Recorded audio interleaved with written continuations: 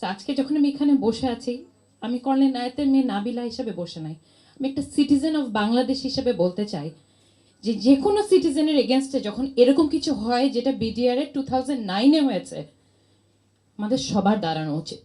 আমার গায়ে গুলি লাগছে না মানে এই না যে আমি দাঁড়াবো না।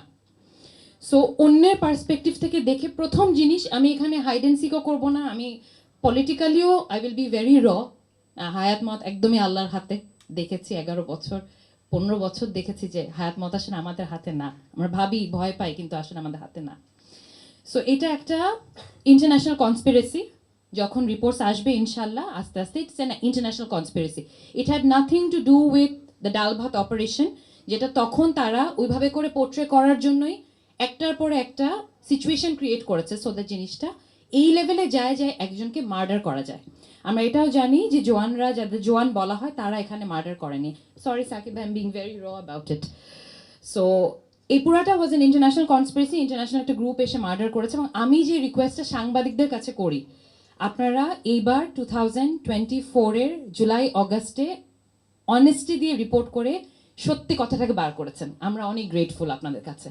এখন প্লিজ 2008-এর ইলেকশনে আওয়ামী লীগ আসার পর থেকে, আওয়ামী লীগে এসেছে তাই আওয়ামী লীগ বলছি, it's nothing political, just fact, যা যা ইনসিডেন্ট হয়েছে starting from BDR mutiny, because this was the start of breaking the spine of a country.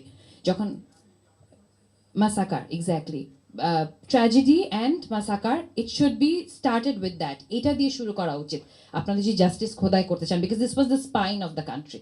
Best of the best অফিসার্সদেরকে একটা জায়গায় আনা হয়েছে এবং তারপরে this massacre was committed against the country by international power and the regime that was back then looking after it, তাদের under এটা হয়েছে।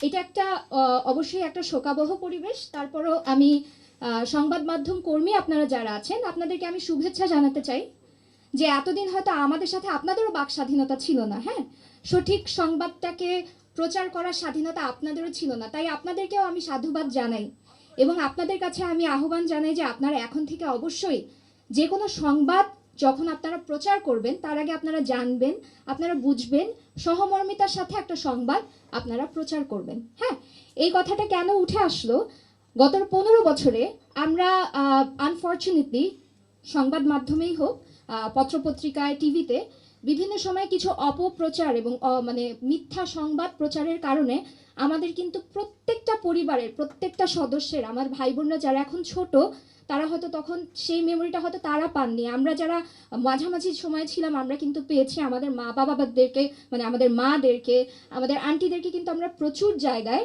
হেনস্থা হতে দেখেছি। শুধু আমরা কেন, এই যে 57টা বা 74টা কবরের ভেতরে যে আত্মাগুলো আছে, তারাও যেন শান্তি পায় আপনাদের এই সুন্দর রিপোর্ট দেখে।